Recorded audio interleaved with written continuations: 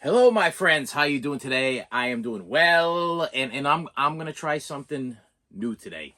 I'm probably gonna unless I figure this out, I'm probably gonna get copywritten for this thing, but I feel like it's important that I do this video because I've been getting a little bit of flack lately for being a Taylor Swift fan, or as my family likes to call me, a Swiftie in training. Um, the deal is that I have just gone through a very emotional part of my life. I just went through what I might feel to be a maybe a breakdown of some sort. Okay, a lot of pressure. I had a lot of pressure on me, and it just seemed like no matter what I did, like nothing was working. Nothing was going right in my life. Nothing. There was nothing going right.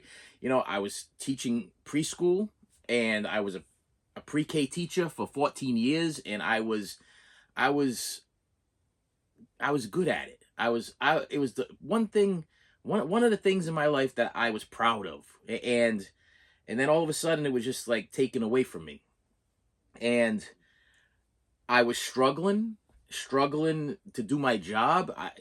Children nowadays, they got things going on. There's so much autism and bipolar disorder and anxiety and ADHD and just behavioral issues. There's so much going on with children nowadays that I feel like as a pre-K teacher or a preschool teacher, if you're not given the proper tools to do the job, you're kind of set up for failure. You're kind of set up for failure.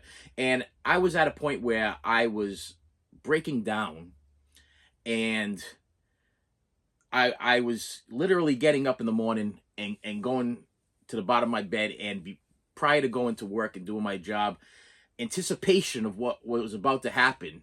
How was I going to keep these kids safe for 8 hours? When they have all of these different issues going on, how can I have eyes on all of these children when it's just me, when I'm alone in a room, totally separate from the other teachers, totally separate from any help. Just it's just you. It was just me. That's what it was. And I was beating myself up over it, like bad, because I'll tell you right now, my entire life I worked in mills. I drove a forklift for 14 years. I was a union representative and handled a lot of different situations. I worked in a bakery for a year or so, or almost a couple of years or whatever, and that was 12 hours on, 12 hours off. Prior to that, I was a stockroom supervisor. I've lived a long life of work, and when I finally made the decision to become a teacher, and I went to my place of business where I was working at the time, where I was driving the forklift, and I told them, I said, listen, I've been working for you people for 14 years. Just let me go. Let me go, and let me go back to school, and let me make something out of myself. I want to be proud of what I'm doing every day. I just want to have something that's more fulfilling.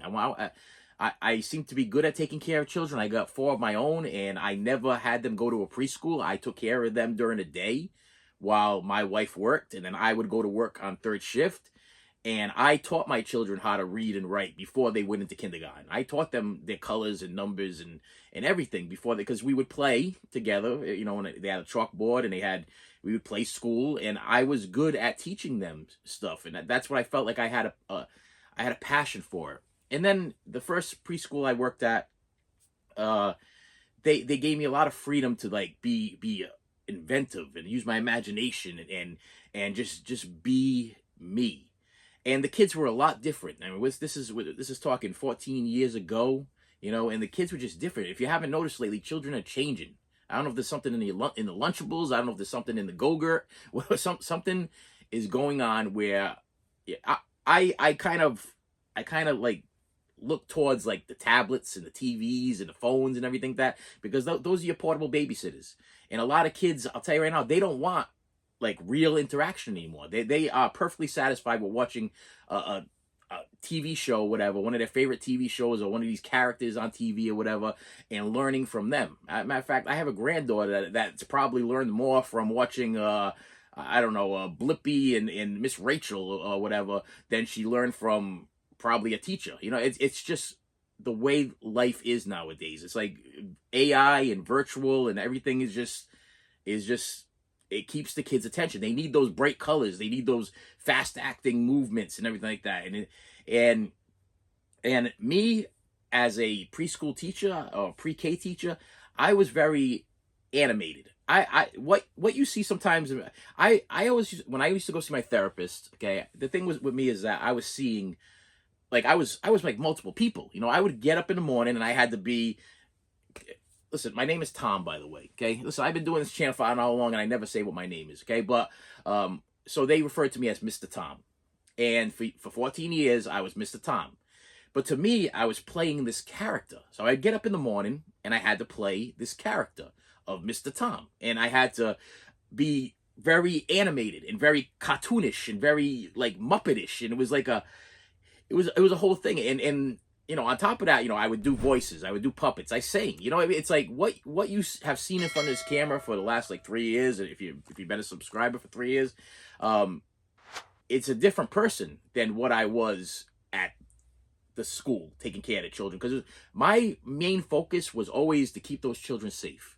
My main focus was to make sure that, listen, when parents leave their most prized possession with a person and they have that trust and faith in you that you're gonna take care of them, and they learn to know you and they learn to love you, and the kids learn to know you and learn to love you, they become comfortable with you.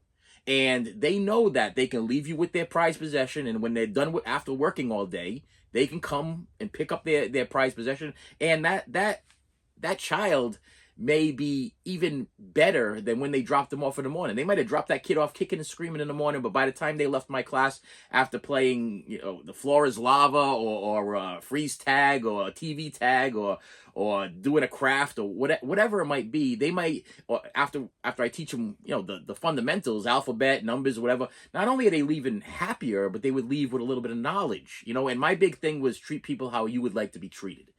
I did not want kids to grow up to be little jerks. Okay, that's the bottom line. I just kind of see the way the world is going sometimes, and I think that a lot of children are entitled. They feel like they're entitled. You know what I mean? It's like mommy and daddy, they just pacify you with the tablet or the phone, or if the kid's in a line and they want that toy or snack or whatever, and they see something there at the store, you just give it to them because you want to avoid a conflict. You want to avoid it, but what you're doing is you're kind of spoiling the child, and you're kind of messing your child up. So, I got to be honest. I asked for help, and I wasn't getting the help. I just the bottom line is a mechanic can't fix a car without tools, and a teacher can't be a teacher if they're not given the proper tools either. And that's what I felt like. I felt like I just wasn't given the proper tools, and I made it very clear that I was mentally breaking down, and I made it very clear that Monday through Friday, I was all for the school, but come the weekends, according to my therapist, I had to set up boundaries. I could not be there 7 days a week or participate in things during the weekend, or, be DJing a Valentine's Day party for free, when like DJing is like my gig. I get paid pretty good amount of money to go DJ on a weekend. Now, granted, I would do anything for the kids, but things sometimes reach a point where it's like there's more of like you feel like you're being taken advantage of than you are appreciated. So, in the defense of me being a Swiftie in training, that's what this video is about. I am going to play one of the songs off of the Red album, and I am going to pause it and react to it, and I'm probably going to get hit with a copyright claim, but I think that this video is important.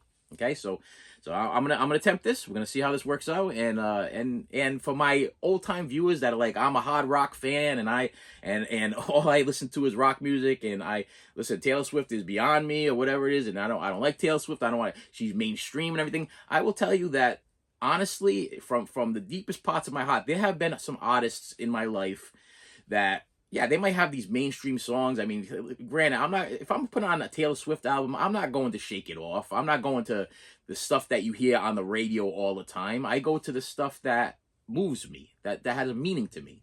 And this song in particular had a big meaning in my life. At the time, I was literally breaking down, and my daughter and my wife were contacting me. They were calling me, they were texting me, and they just wanted to make sure I was okay.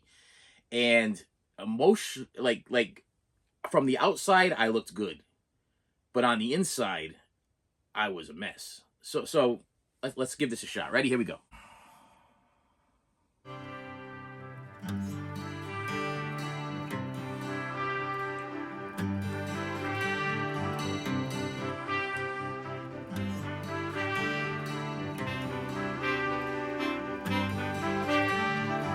He says he doesn't believe anything much he hears these days. He says, why fall in love just so you can watch it go away? He spends most of his nights wishing it was how it used to be. He spends most of his flights getting pulled down by gravity. I call just checking up on him. He's up 3 a.m. pacing. All right, so this is true. Okay, so part of this song, like so far in the song, it's already working on me. It's already, listen, I don't sleep at night. Okay, when I was teaching, okay, I would be in constant like anticipation of what was going to happen the next day, and what I was going to have to do the next day, and what I was going to have to deal with the next day. So I got very little sleep. On top of the fact I worked third shift for 14 years, my sleep schedule is all screwed up. It's been screwed up for years. So the issue is that I've already been diagnosed with CPTSD, which is complex post-traumatic stress disorder from years of trauma. And what I just went through was another form of trauma. And on top of that, I also take medication for anxiety. I have severe anxiety issues, which is absolutely crazy that I was able, for the amount of time that I was able to do it, I felt so, maybe that's why I was so good with kids, is that I felt like kids were less judgy than adults. You know, I could be me. I could be I could be this like free-spirited, awesome person, and I was allowed to just do whatever I wanted to do, and the kids were loving it, enjoying it, and they were looking at me like I was like the next Mr. Rogers, and it made me feel really, really good inside. But after I got done with the show, and that's kind of how I kind of, when I talk about what I used to do, it was a show. I was putting on a performance. You know, most rock stars get paid big money to perform for 2 hours to 3 hours.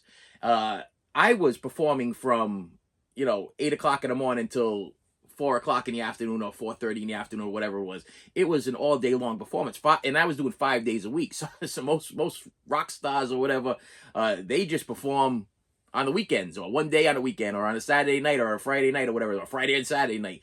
Me, I had to get up and I had to be this person every single day.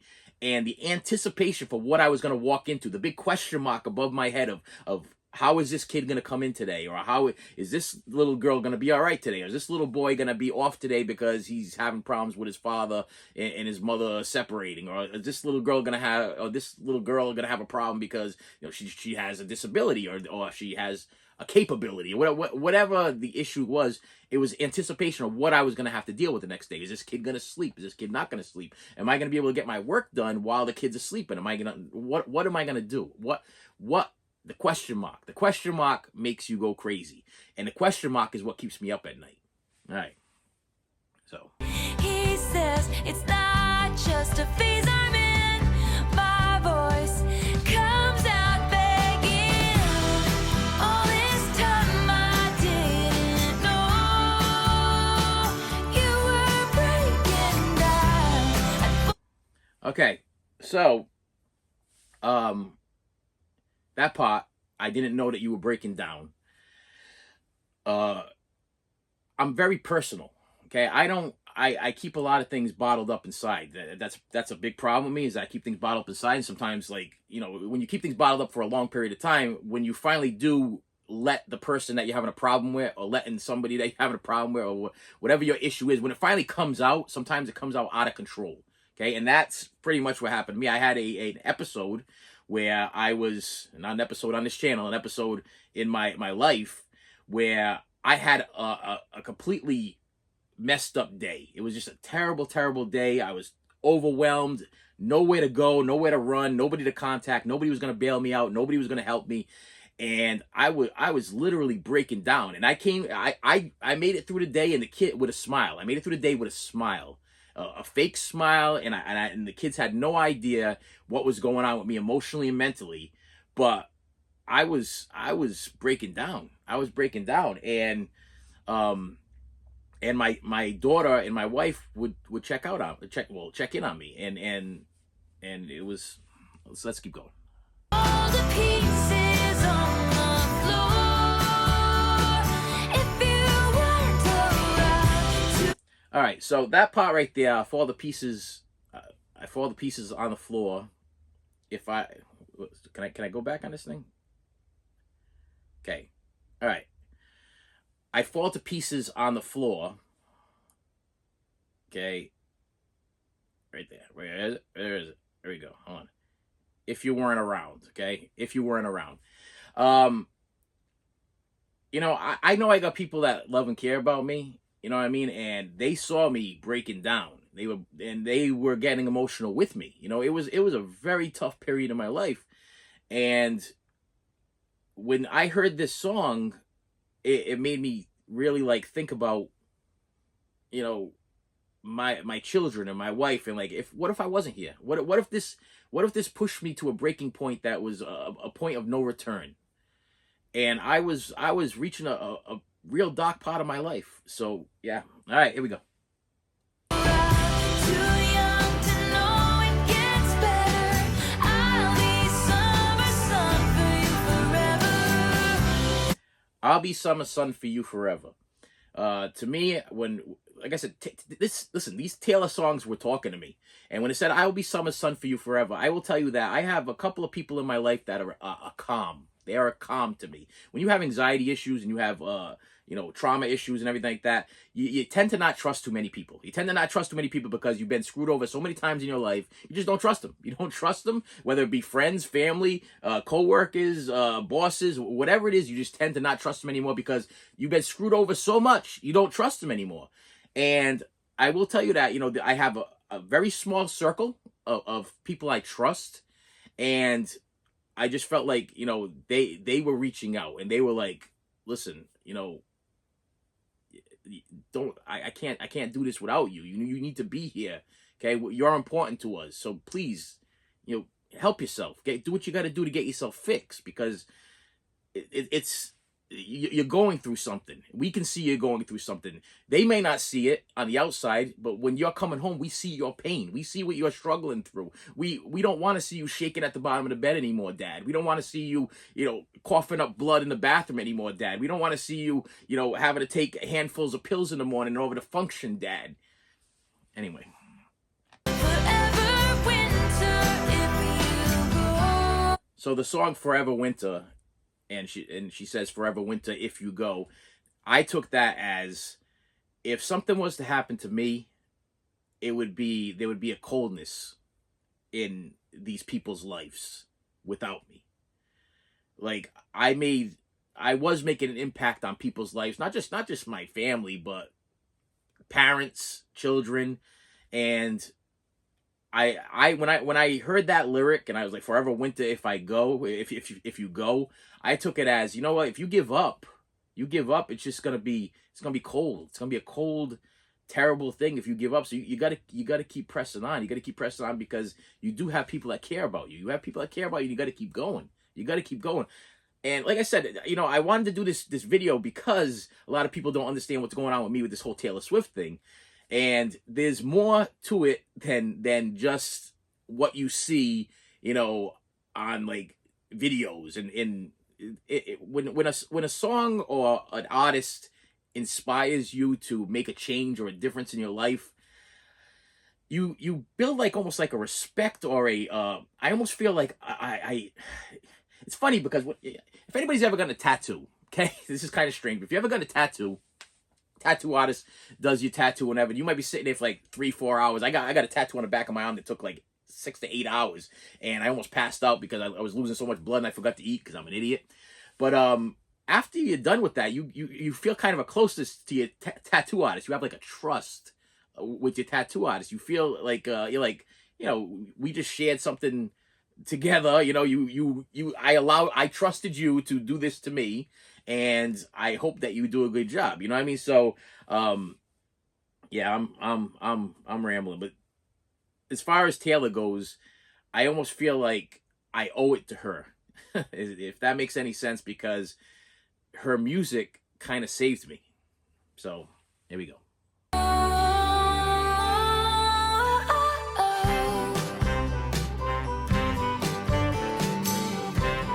know it's got this weird little bridgy thing there. He seems fine most of the time, forcing smiles and never minds. His laugh is a symphony. When the lights go out, it's hard to breathe. I pull at every thread, trying to solve the puzzles in his head. Live my life scared to death, he'll decide to leave instead. I call, just checking up on him. He's up 5 a.m. wasted. Okay, now, there's a lot there. Okay, there's a lot there. And it's, yeah, I was getting phone calls from my daughter, one daughter in particular, and she just was checking on me to see if I was all right, if I made it through the day.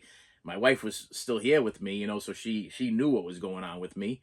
As far as being wasted, I dissect songs. When I listen to songs, I don't know if you do that too. I'm a lyric guy. Some guys, music guys, they like the sound of the music. I listen to the lyrics and I analyze the lyrics. Now, this could be taken a whole bunch of different ways. I mean, this he's up 5 a.m. wasted could have been high as a kite or drunk or whatever the situation is.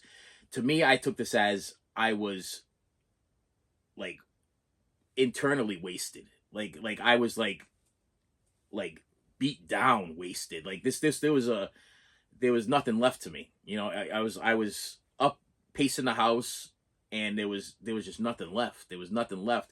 Anyway, go ahead. Long gone, not even listening. My voice comes out screaming. All this time I didn't know you were breaking down and fall to pieces on the floor. If you weren't around, too young to know it gets better, I'll be summer sun for you forever, forever winter if you go.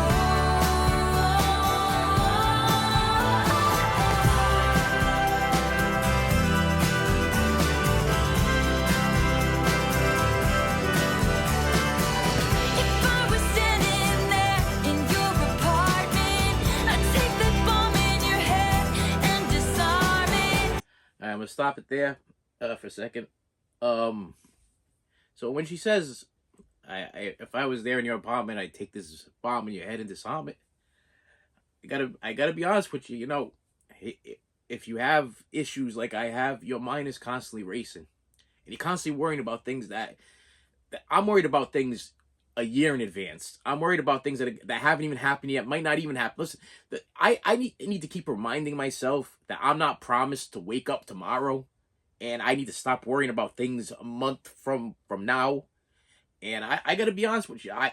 That's my biggest struggle in life. That is my biggest struggle in my life, is that my mind will not stop going. It will not stop going.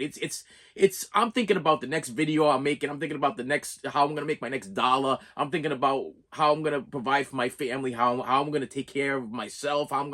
If I can't take care of me, how am I supposed to take care of my wife? If I can't take care of me, how am I supposed to be like a role model to children, or to my granddaughter, or to my own children? I mean, how am I going to be something of significance in their life if they see me falling apart? And when Taylor says that comment, I would like to take that in your brain, the bomb in your brain, and dissolve it. I almost felt like that was like my wife and daughters talking to me. Like they were saying that to me. They were like, listen, dad, or husband, or whatever, I wish I could take that load from you. You know, I see what you're going through. You're breaking down. You're falling apart. I wish I could take that load from you. I wish I could pull that piece of that brain that's not letting you sleep at night. The piece of that brain that's making you physically sick. I wish I could take that brain and I could, like a bomb, and disarm it and make everything better.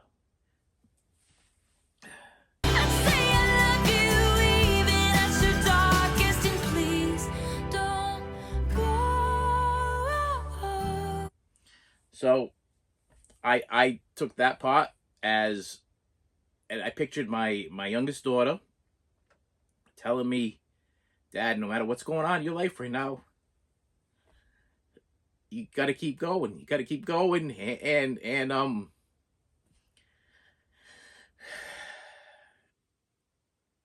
I, my youngest daughter has a thing where she's like, if anything ever happened to you, I wouldn't know what to do. And I need to be here for them. I need to be here for them. So I need to push my personal feelings and my emotions and things that are going on in my head aside and be there for them. But it's not easy. It's not easy. Like I said, if you had any idea what I go through on a daily basis just to get up in the morning, just to function as a human being. My family are here with me. They see it. They know. These people on the outside that tell me that they care about me and love me and they're my family and they're going to take care of me and listen, I'll do anything for you. I'll help you out in any way, shape, or form. No. They're looking out for themselves. They're looking out for their own financial gain, their own families. And listen, that's their right. That's their right. I have to worry about me, and I have to worry about this family. I have to worry about the people that I created in this home, and my wife, and I need to be able to be emotionally connected with them and be able to have, you know, the right mind. I have to have the right mindset, you know, and it's not easy. It's not easy. All right. I didn't know you were breaking down. I'd fall to pieces on the floor if you weren't around. Too young to know it gets better. I'll be summer sun for you forever, forever winter if you go.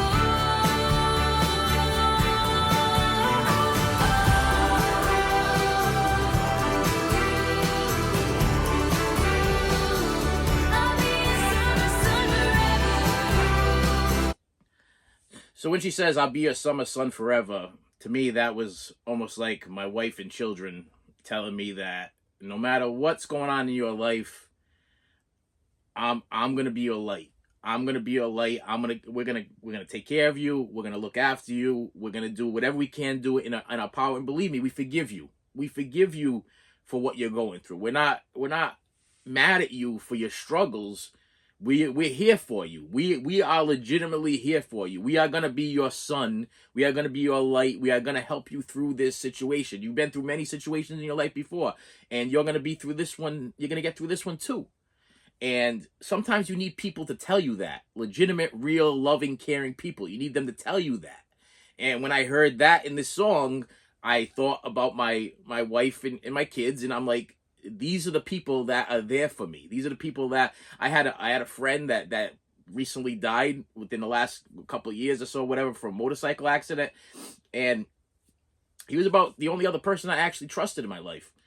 And it was like everything just happened at once. I mean, the job went to crap. I lost the only person I could pick up the phone and call when I couldn't express what I needed to express to my wife and children.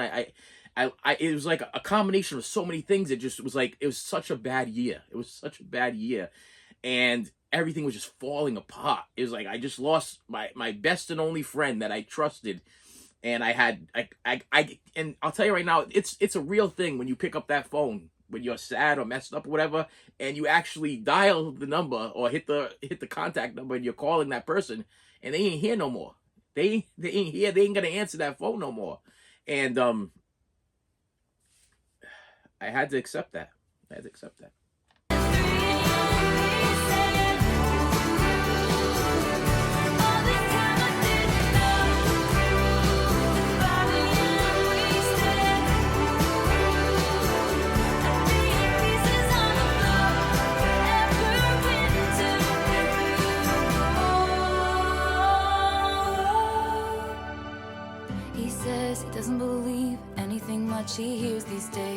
I say, believe in one thing that won't go away.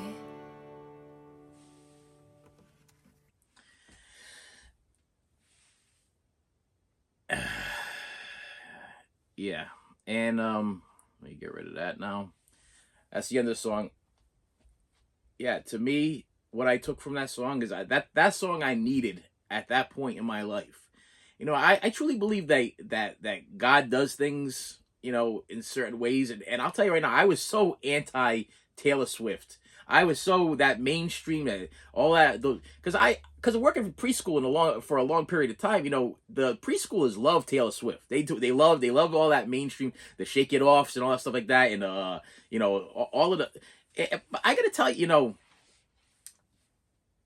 I it's not my go-to. Those songs are not my go-to. I'm using "Shake It Off" as an example because that's the one that pops in my head. That was like one of the big requested ones there that the kids used to want me to play. And after playing it like 100 times or whatever, you kind of like, I don't want to hear it anymore. But then once my wife was like, have you ever listened to any Taylor Swift stuff? She goes, I've been listening to Taylor Swift for a long time. She goes, and you're a big collector.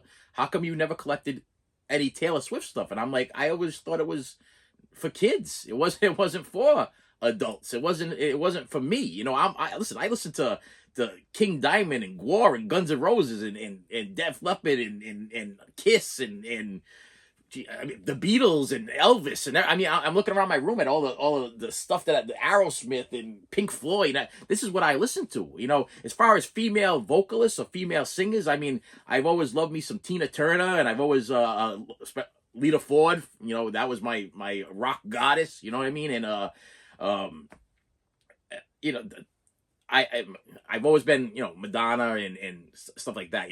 But I didn't know that this stuff existed, because all you hear is what you hear on the radio. You don't know that these songs exist. And I'll just tell you right now, in my defense of being a Taylor Swift fan, or Swiftie in training, as my kids keep calling me, and actually even bought me a shirt that says Swiftie in training. I don't know if they had it personally made or whatever.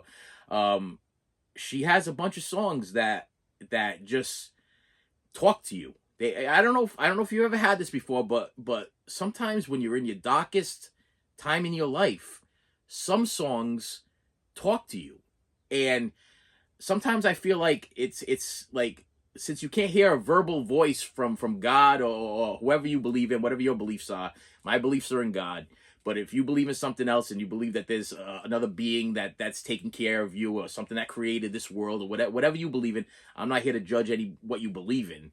But I almost feel like sometimes whatever you believe in, it puts people in your life.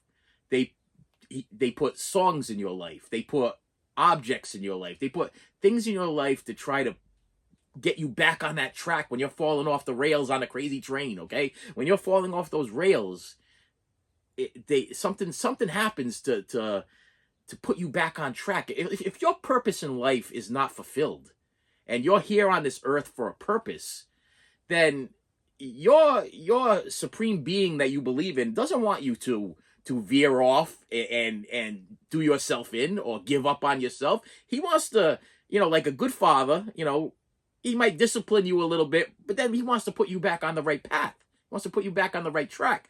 And that's what I feel like. That's what when I heard this song, this one in particular, I put on the Red album and I listened to the entire thing from beginning to end. And it's a long album, okay? The Taylor's version Red album is a long album, but it's poetic. And this is just one of the songs that kind of lifted me up. I stopped and looked at myself, and I'm like, look what I'm doing to my family. Look at, I got my youngest daughter calling me up just to see if I'm still alive. I got my wife coming home and holding me while I'm shaking at the bottom. I don't know if you've ever had internal trembles, trembling internally. I don't know if anybody's ever had this, where you can't stop shaking, but you're not really shaking physically. You're shaking internally. You're shaking inside your chest, and you're like you're so in your head, and you're just like, and it's physically doing stuff to you. Like the mental stuff in your head breaks your body down. It breaks your health down. It messes you up. I'll tell you right now, and I'm not trying to be disgusting or gross or whatever, but my routine in the morning was to crawl to the bottom of the bed when the alarm went off, and I would think about what the anticipation of what was going to happen during the day. I'm going to be alone with a certain amount of kids. How are these kids going to come in today? What's going to be their issue today? Am I going to have to deal with this kid running around and throwing things around? Am I have to deal with biting, hitting, kicking, whatever? And I'm up there alone with no help. I need help. Give me help, please. I'm breaking down up here. Please give me some help. And I begged and I pleaded. I'm like, please, I'll take a pay cut. Do whatever you got to do to give me some help. And it was like, I will not give you any help. You have no help. You're in this alone. And I was breaking down, like the song said, and it seemed like Taylor was talking to me. So yeah, I think that God puts people and songs and things in your life to put you to open your eyes to what's going on. Realize you do have people that are there that can't live without you. They can't live without you. They love you. They care about you. There are people that love and care about you. You just gotta find them. You gotta find the legitimate, real people, the real people that care about you, and hang on to them, and in turn let them hang on to you. I'm a hugging guy. This is very strange, but you might find this very strange, but I never got a hug from my father when I was a kid. I never crawled up in his lap, and he never gave me that hug and told me he loved me or cared about me. And this isn't like a wah poor me. My daddy didn't love me. My daddy didn't give me no hugs. My dad never told me he loved me. He never gave me a hug. That's not what I'm trying to say. What I want to let you know is that the man that passed away a couple of years ago, whatever, was the first man. He was actually my supervisor, and he asked me to go to church. And when I walked into the church, he came over and gave me a big hug because he was happy to see me. He didn't think I was going to go. I wasn't going to church. I didn't believe in any. I didn't believe in anything. I almost had like a just living. I'm just living. I'm living life. I'm just going. And I wake up tomorrow, I'm gonna do whatever I gotta go do. But when I walked into that place and he gave me this like manly hug, embrace, friendship, love, embrace, it hit me for the first time that how bad I needed that. How bad I needed that. So usually when somebody does something for me, or just when I'm leaving, or whatever the situation is, where we're at somebody's house and it's somebody that I care about, or somebody that I feel is like a real genuine person, I feel compelled, and I'll sometimes I'll tell them I'm coming in for a hug, or I'm gonna give you a hug, or that's the way it goes. You know what I mean? I'm a hugger. I give you hugs. That's it. And because sometimes I always wonder in my heart, I'm like, you know what? When that man gave me a hug, he probably had no idea how bad I needed that. So maybe I just did the same for somebody else. Yeah, this is my first reaction video, and hopefully a reaction video for you guys that you kind of. I'm not telling you to hop on the Taylor Swift bandwagon, because you all got your choices. You know what I mean? You could be anti. This is ridiculous. You're crazy. But to me, it meant a lot to me. And as far as like Taylor Swift goes as a person, I'm a person that dissects things. Okay, I watch a lot of YouTube. I analyze a lot of songs. I analyze a lot of videos. When I'm watching movies, I'm ripping them apart like piece by piece. I did the same thing with Taylor. When I started watching her videos, I started watching a lot of interviews with her, like right from when she started to when she won her awards, to her getting her awards, to whatever. And all kept going through my mind was this woman, or at the time maybe young lady, okay, and then she progressed into a woman, but this young lady, she stayed humble-ish, if that makes sense. I mean, she's huge. I mean, she's a billionaire, and yet when she comes by, she goes to sees her fans, or her fans run into her, whatever, she'll stop and she'll take a picture. She'll give you a hug. She'll interact with you like you're a human being, not like you're just her cash cow. You know what I mean? I was literally, me and my wife were literally driving last night, and we were talking about this, and I told her, I said, there's some people in this world that deserve everything that they get, and there's some people that don't deserve it at all. There's some people that lie, cheat, and steal in order to get the money that they got. They deceive people. They put on a facade. They put on a fake show. They put on all this garbage, and they are actually sucking the blood and the life out of people. And then there's people that just legitimately just do what they love and just love people and just kind of just want people to be happy. And every interview, every song, everything that I've analyzed or I've watched as far as Taylor Swift as a person, she's like the type of person that no matter, she's worth $1 billion. I think if she saw me standing outside my house or whatever, sitting down on a stoop crying or whatever, I'm pretty sure Taylor Swift would walk over to me, put her arm around me, and tell me everything's gonna be all right. That's my personal opinion. With that said, my friends, yes, I'm gonna put this thing to an end. I'm gonna edit this thing. I don't know how this is gonna work out. Guaranteed, I'm gonna get hit with a copyright claim. I'm gonna try to fight it so that way maybe I can get some monetization on this thing. I do not know how this is gonna work. I see tons and tons of people doing this on YouTube all the time. They react to different songs, and that's their show. That's their whole entire channel is reacting to music videos, and they're financially they're getting the view count. They're doing amazing. With my luck, I'll post this thing up, and right away I'll get it with a copyright claim, and it will be demonetized, if not pulled right off a thing, because Taylor's so big that the YouTube recognition thing is going to be right away. They're going to be like, oh, you're trying to steal her music. No, listen, I give all the praise and rights over to Taylor. Okay, she owns this song. This is Taylor's song. This is not my song. I did not write it. I did not make it up. All I did is absorb it, learn from it, and respect her for giving it to me as a gift. I look at this song as a gift. And with that said, my friends, thank you so much for stopping by, and I will see you later. You should have saved me some.